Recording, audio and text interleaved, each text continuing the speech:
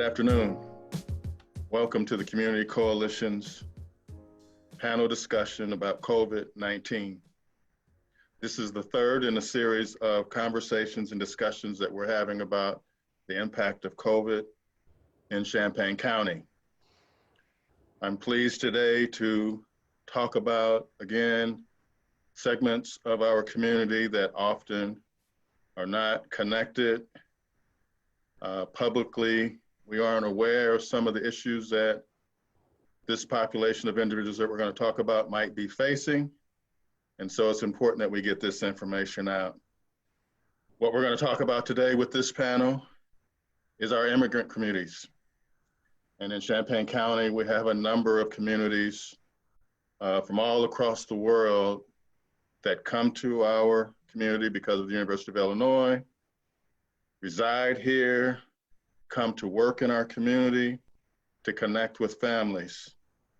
And so COVID, as it's impacting all of us in unique and different ways, I believe the challenges, the opportunities, the issues faced by our immigrant communities is something that we don't understand well enough, and we need to make sure that we become more educated and informed about this issue. Joining me today, again, is another wonderful expert group of panelists. We have Gloria Yin, who is with the New American Welcome Center, Lucia Maldonado with Urbana School District 116, Mario Wasenga from the Illinois Small Business Development Center, and John Montana with the Congolese community of Champaign County. Gloria, the New American Welcome Center, New Immigrant American Center in our community is one of the more preeminent organizations in our community working with our wide array of immigrant communities. And so when we talk about our immigrant communities, most of us are not accurately informed and aware of what this means and who these populations of individuals and groups are. So if you do us the favor and talk about your work and the center and kind of our immigrant communities and what that picture looks like. Sure, thank you, Tracy. So people may not know that immigrants in our community come from, I think over 115 countries around the world. Their census data shows us that there are about 24,000 immigrants living in our community with different statuses. And like you said, they're here for different reasons to pursue different dreams, whether that's economic opportunity or educational opportunity. They are raising their families here, they are pursuing growth here, and they've really made significant contributions here locally. In our community, as many as 1 in 9 residents is foreign born, and that's actually a lot. And our community plays a significant role in a lot of different ways, and the impact of the coronavirus pandemic has not hit immigrant communities any differently than the American community at large, and it's actually in many cases much more severe. There are unique challenges that immigrants specifically are facing during this time, and one of the biggest things that I think it comes to is access. So access to information in the correct language, access to resources, access to housing assistance, to food assistance, to mental health assistance, to digital equipment, to internet, etc. Everything is made more challenging by the fact that sometimes things need to be translated, or people may not know the right people or have the right information at the right time. And in our current pandemic response, it's become very clear that timing is of the essence, and sometimes our immigrant communities are kind of lagging behind. And so what we're trying to do is make sure that in as many places and spaces as possible that people have equitable access to the resources and opportunities and responses that are being offered at that time. And that really is in partnership with everybody that's on this call today, with the Congolese community, with the Urbana and Champaign school districts, with the Economic Development Corporation and Small Business Development Center, and so many other partners in our community who I think have really shown the power of the local in the past few weeks, from the Regional Planning Commission and Cunningham Township, who are saying we are not leaving undocumented families behind with regards to housing assistance, to United Way and Community Foundation, who recognize that there is emergency relief and assistance needed for families. So I think that's been really incredible, specifically with regard to how the New American Welcome Center has been responding. We have tried to centralize some information about a wide spectrum of resources available to the immigrant community in Champaign-Urbana through a resource guide that we've translated into different languages. We've also moved our direct services online. So we have a community helpline that connects people to the information that they need. We also are offering immigration legal consultations over the phone through different social media platforms right now. We have launched an immigrant relief, or really expanded our existing immigrant relief fund to assist undocumented and mixed status families who have been just wholly and cruelly cut out of federal assistance and relief. So those stimulus checks that everyone's looking forward to and getting in their accounts, those are not coming to over 1/3 of our immigrant communities. And that's really a justice issue that's at stake. And so we're trying to do what we can to address that. And in the past just over 4 weeks, we've gotten over 80 applications totaling over $80,000 in requests for assistance. So our families are really hurting and in need of support from our community right now. And so in order to address not only those financial assistance requests, but also informational requests, we have been using a team of community navigators from the local Latinx, Congolese, and Chinese communities to make sure that people are informed about information about unemployment benefits, about coronavirus safety, about the census in their own languages, and using the platforms that they're comfortable with, whether that is Facebook or WhatsApp or YouTube or WeChat, for example. And we're also just trying to create some spaces for good connection. So we have been doing weekly Tai Chi classes so people can spend some time just connecting and moving together. We know that some immigrant communities can be isolated, and it can be really a challenge to navigate mental health during this time, in addition to all the other barriers that they're facing. So we're trying to create spaces for movement, to see other people, and we're hoping to expand that and add things like gardening or how to make masks, for example, in different language as well. And so that's just a kind of a quick gloss of what we've been working on in response. Yeah, thank you. Lucia, I'm probably most familiar with your work as we've partnered on many projects and initiatives on behalf of Latino families in our community. Our schools are shut down for the rest of the school year. I know there are a number of unique challenges and issues that you've talked to me about, and I just want you to talk about the Latino community and the issues that you're facing and addressing and providing support and advocacy for.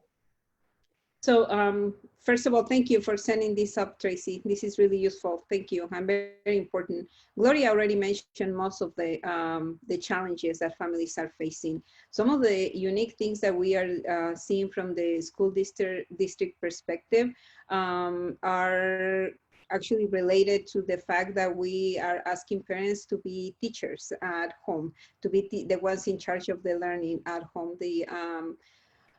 We spend days, and we are still distributing Chromebooks. I have been, all of the parent liaisons from the district, we have been working directly with families, assisting with food distribution, delivering school supplies, delivering Chromebooks, talking to families. To me, actually, that has been great. It's not that we are not respecting the stay-home rule, is that we know that there are a lot of families who are really, really trying to survive and have a lot of questions. I can tell you that in the last 3 or 4 weeks, I have been able to connect with more people that are probably connected in this school year. It's been great to be there. Presence means a lot.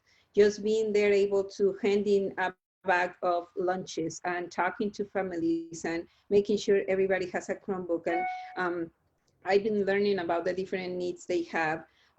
So I think one of the biggest challenges that we are seeing right now is that just parents getting used to being in charge of the learning at home, having everything that they need. I don't think people know how much of an impact that was for the Latino community. Many of the families not having Wi-Fi access, many of the adults not having any information on any past experience using computers. And now we were asking them to be the ones responsible for that at home.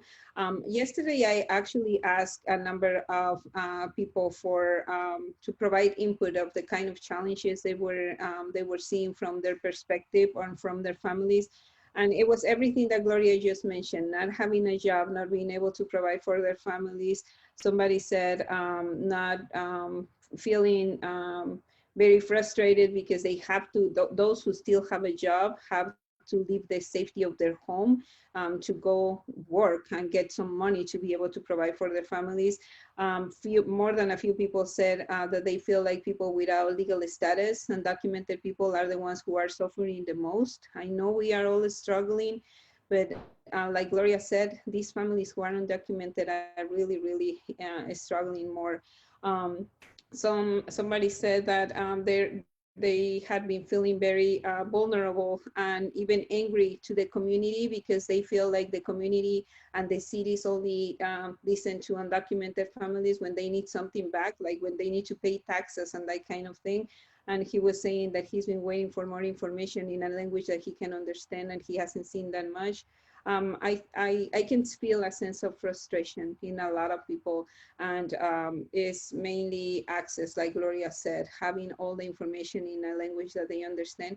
But a few weeks back, our Canjo Valley interpreter from the school district and I went to the public health department, and we did a couple of videos in Spanish and Canjoval to help people with Julie Pride, to help people understand exactly what this was. Because once we started going into the neighborhoods, it became clear to me that a lot of people didn't even understand exactly what this was, what COVID was, and why we were not allowed to be outside, why we were not allowed to be in a school. So we had been translating a lot of information, talking one-on-one to parents. Right now, what we are doing is we have been trying to get more masks for people and teaching them why they have to use it. It's like little things that a lot of people take for granted, and a lot of people just are getting the information from other sources. For a lot of our families, we had been doing that one-on-one with them in their neighborhoods. This morning, I was distributing food to a few families in Champaign, and it was a little bit of a shock to me that a couple of the families were really concerned about the fact of now is going to be obligated to use masks. And a couple of them asked me if there were going to be any legal consequences for that. And I was trying to direct the conversation towards, it's important for you to protect yourself, to protect others. They were more concerned about the legal consequences because somewhere they heard that there were going to be a fine if you don't wear the mask. So all that it's just lack of information. It's just getting a better understanding. We have been doing a lot of that, but like I said, is what Gloria said. A lot of the fear of not having a job, not being able to provide. Unfortunately, I will say probably 80% of the families that we work with lost their jobs. At least the main provider lost their jobs. From that 80%, probably 60% are not eligible for any of the for the stimulus checks, like Gloria mentioned. So they have to rely in other type of assistance, usually from other sources. We have been able to set up a good program with the See You Better Together now. We have been able to bring food to the families in their neighborhoods. Urbana is doing distribution in the neighborhoods. So we have been taking food to 5 different neighborhoods in addition to the schools that are distributing food. But obviously food is not enough. We need a lot more. Yeah, there's a lot to unpack there. So I appreciate you sharing all of that. John, you are doing great work in the Congolese community. So I wanted to make sure we got time for you to talk about that work that you're doing there. First of all, thank you so much for having me, and thank you, everybody. Thank you, Gloria. Thank you, Tracy. Thank you, Lucia. Thank you, everybody. I'm very pleased to have you. And what we are doing with Congolese community, you know, all the change make on the life and then situation that make everything change. As Lucy just mentioned, we have parents that they supposed to teach children at home. They supposed to take care of what we teach or we supposed to do, and they don't know how to use the device. You know, children, they know how to use it. They are using it every day at school, and the way we are teaching it different from what the parents are doing. And us as a community, what we are doing is we call for the parents. If they have problem using the device, they can call for one of us that online, we can show them what to do if they're struggling, if they have a problem, even how to teach children, how to ask questions. They can call us as the community, then we can help out. And the second problem was about communication. You know, we don't have time. Congolese don't have time to watch TV or to read the news, to read all that's going on. And they need someone who can explain in the language that they will understand. It can be French or Lingala, that is the local languages. And what we are doing, what I'm personally doing is every day, I'm watching the news, I'm listening to the news, I'm reading the news, and I try to translate and just get the important information that is related to my community. Then I'm doing the Facebook Live every day at 10, try to explain all the change that came. For example, on Friday, that will be the first day it's required to everybody to have a mask when they're out. I try to explain all those change, how to apply for the benefits, how to apply for an employment, and people call me weekend. I did that for a lot of Congolese. Then I'm making a video how to pay for the green card, all those stuff, because for now we can go and meet in person. What we do now is just make a video, make a Facebook Live to explain to people what's going on. All every day when the governor make a speech or the president, what I'm doing is I make a summary of what they say and explain to people. I got too many people following me, not only in Champaign. We have people around Minnesota, around all America. They keep calling me, and they are very happy for what we are doing because they don't have time, you know. They work in production. They don't have time to listen to the news. And then I'm kind of helping them to know what's going on in the country. That's what we try to do in the site of Facebook. And we have a group that we call WhatsApp group that I'm managing in the group. And what we do, if there is an important information, what we do is I'm sharing the information. And anytime when there is a problem at work, anytime when there is a problem that miscommunication or the Congolese has something to say, but is not able to, they call me. That the situation happened just a couple of days ago. There was a situation where in Rantoulfou, the people was there and they told everybody to be outside because they're supposed to pass the test, the COVID-19 test. And they called me, they said, that's not fair. Why only Congolese people? Then I called the management team yesterday. We had a very good talk, and he explained to me that the only problem was miscommunication. And we have now in Champaign County 3 cases of COVID-19. That is Congolese people. They are affected by the COVID-19. Now, what's my role in now what I did, even today morning, even yesterday in our WhatsApp group? I connected with all the community, let them know that we have 3 people, they are in need. There's no way they have money, but there is no way they can eat. There is no way they can have all they need. And what we can do as a community, if you have anything you can have that can help in the situation, just go and drop at the door, call him, he will come down and get that. I try to relate, to connect the problem, find solution. Even we can have a solution right away, but we try to find a part of the solution and communicate with our community.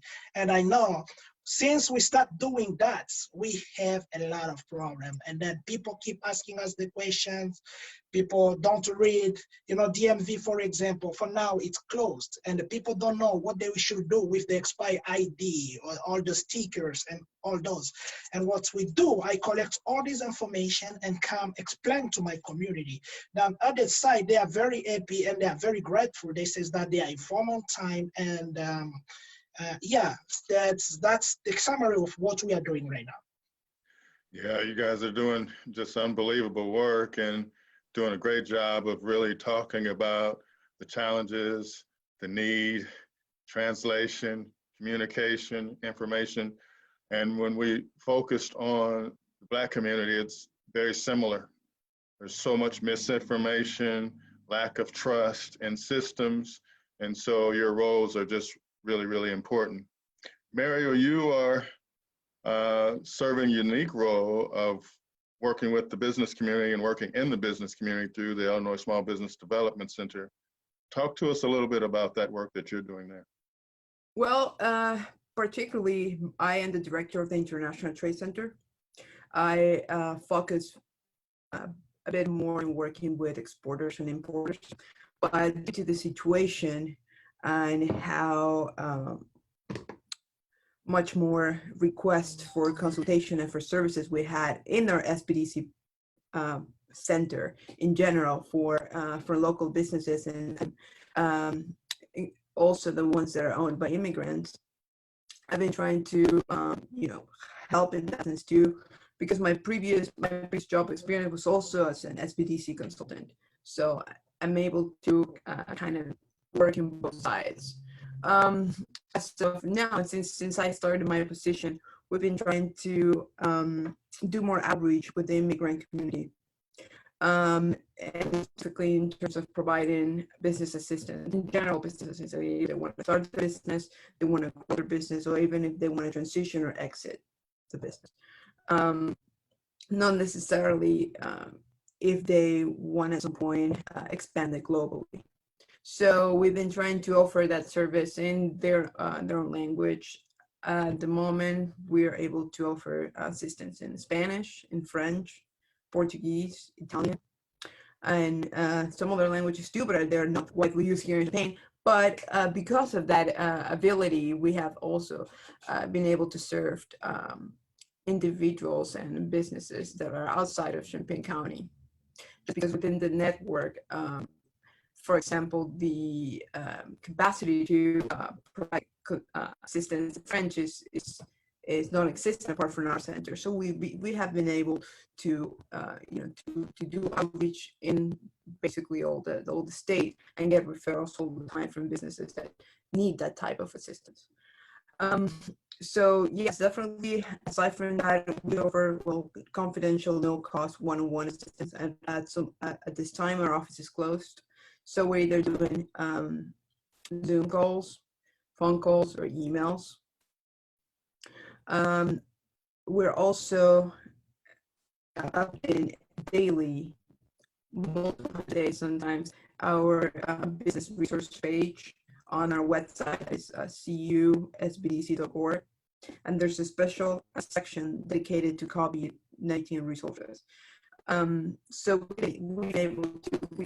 our team is able to get all the updates in real time, and because of our partnership with the Small Business Administration, as they are one of our main funded partners, and also because we have a direct partnership with the Illinois Department of Commerce, the information that we get from them is very precise, and usually we get it even before it is released to the public.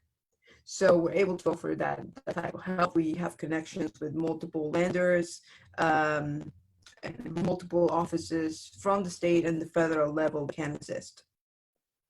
Aside from that, we are hosting daily webinars regarding financial assistance programs that are available for all the community, and some other topics that we're trying to tap on is marketing strategies, how to migrate your business from having a physical store to an e-commerce store, basically, and transition to that while this COVID-19 pandemic is on and while we have the shelter in place and more businesses are unable to continue their operations as usual.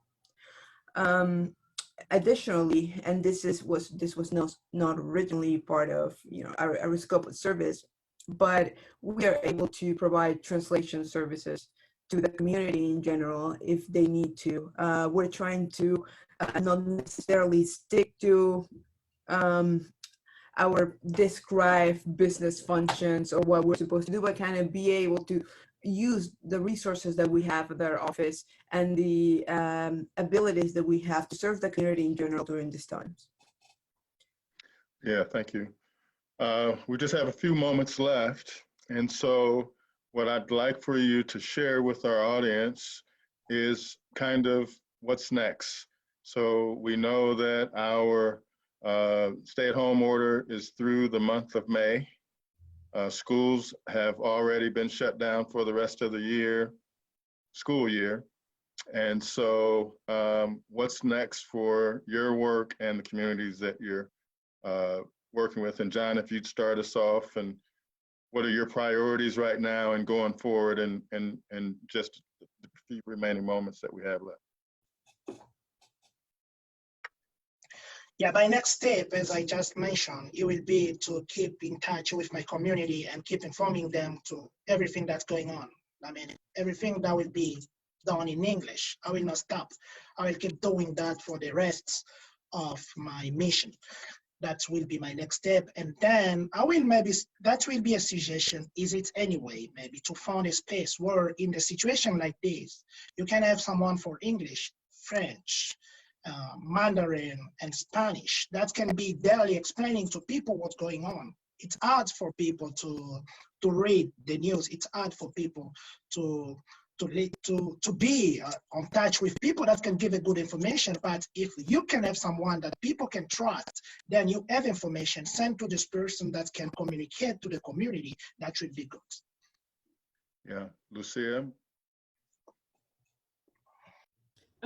For us, I know that we are going to keep translating and delivering information to families. We have in the community, we have a group on Facebook that has 1,400 plus members. We use that group to post any information, but in the last month, we have been posting a lot more specifically about COVID. We also use WhatsApp and some other messaging systems a lot to communicate with families. We are going to continue in close contact with the public health department. Sometimes Julie and I text each other almost daily just to pass information and share information directly to families. I think it's really important to find ways for people from the community to receive that type of information directly from the people that knows the right answer, people who have all the right information. And many times I'm in the middle of that. I'm the one who just shares or connects both of them. We are gonna keep making short videos with information in Spanish and Canjobal. We have a food pantry at Urbana High School that is gonna stay open. Our goal is to keep it open as long as we can, even during the summer. It's called Tiger Market, and we are targeting families who are completely outside of all the different systems that we have set up, because there are a lot of families who are not living in mobile home parks where we're delivering information and supplies and food. We are targeting those families to make sure that even when they are away from that area, that they're still connected. So doing everything we can. Yeah, thank you. Mary, was there anything else going forward for the Small Business Development Center? Yes, so we continue to assemble resources on our website daily. We continue to offer webinars. Make sure you check our website, cusbdc.org/events, to register. All our events or webinars presentations are free. And also tapping onto what John said, we also believe that is very important when we do outreach to the business community, the immigrant business community, that we are able to relate to them. And personally, I was privileged to, throughout my life, have firsthand interactions with people from multiple cultures. I especially relate to the French-speaking community because of my own personal background. So being able to talk to them in their own language, understand their culture, where they coming from, how they do traditionally see and do business, and help them transition that into the American way of doing business, and helping immerse themselves in the American culture, and helping them do that transition is, not overwhelming as typically is. So as he mentioned, making them trust you and feel that they are in a safe space, that's extremely important. And then they can open up to you, and they can discuss this idea and what they're planning to do in a more open manner without having a type of fear of maybe just not fully trusting what you do. I think building that relationship between the advisor and the business owner is very important. And we're trying to tap on that and do our best. Yeah, thank you very much. Gloria, obviously you have the broader sense of all the different organizations, so please share with us what you see next in the short term for the New American Welcome Center and prioritizing that work. Sure, yeah. So I think, I mean, from everyone who shared today, we have been really running nonstop in emergency rapid response mode, right? And really with the extension of the shelter in place till the end of May, and who knows what will happen after that, we're looking really not just at rapid response anymore, but long-term response of families that are entering their second, third, fourth, who knows, fifth months of unemployment. And I think our community and our partners just across the board have been incredibly kind, incredibly generous, incredibly responsive to those immediate urgent needs. But I think we also need to make sure that we're laying the foundation and groundwork for ongoing recovery and also post-pandemic efforts. And so we're really going to try to take a lot of the information we've been learning from families as we've been working with them in response mode to really then raise the visibility of their concerns and clearly illustrate how they've been left out and why they must be included in any future relief that's coming. And so we're going to try to do that just through advocating for inclusion, both at the local levels, but also at the state and federal levels.